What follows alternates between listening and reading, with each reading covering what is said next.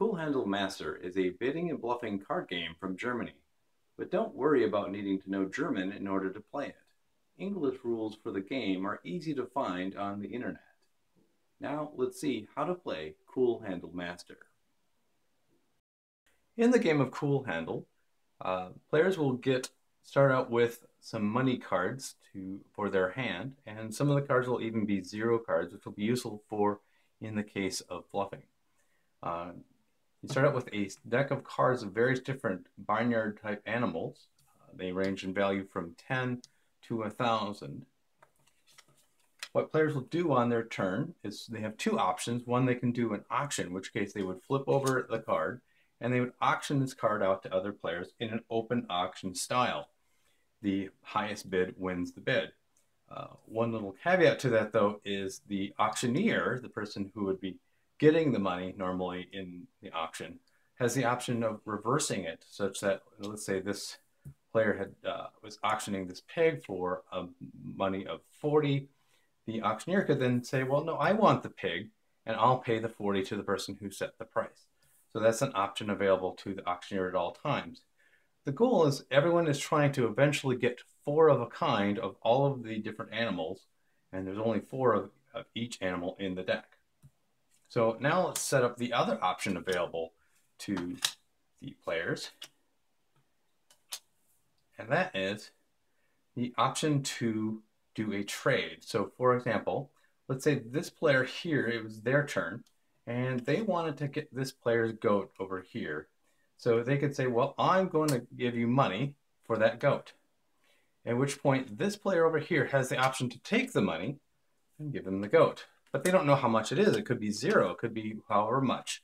They don't know. So this player also has the option to challenge it, in which case the money gets exchanged. Both players look at how much money was exchanged privately. And whoever paid the most, in which case this player paid the most, they would be the one who won the animal. If you ever have a case where let's say there was 2 goats over here and this player had 2 goats and you're trying to do a trade, both goats would be in contention at the same time.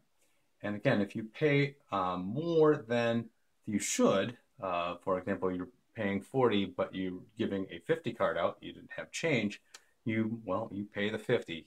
There is no change in the game.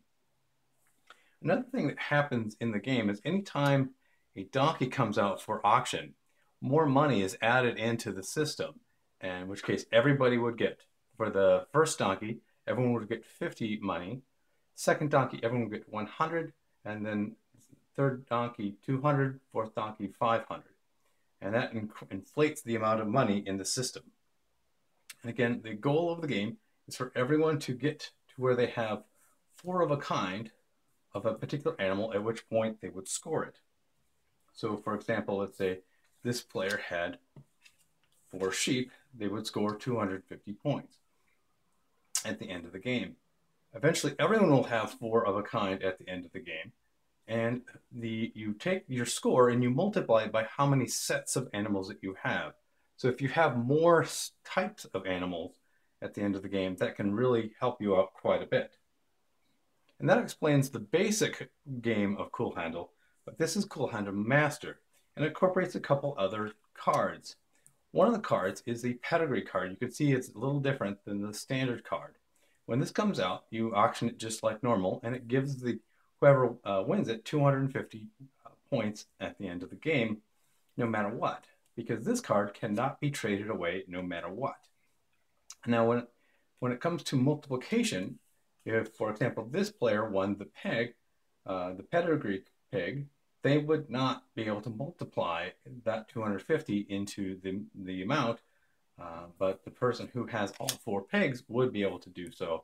So being able to match your pedigree to the animals that you have the most of is really something you want to shoot for. Another type of animal that comes out is the rat card. You do not want the rat. When it comes out, you are trying to not get it, and it starts with the player on the left, and if they don't want to take the rat card, they put a money card next to it.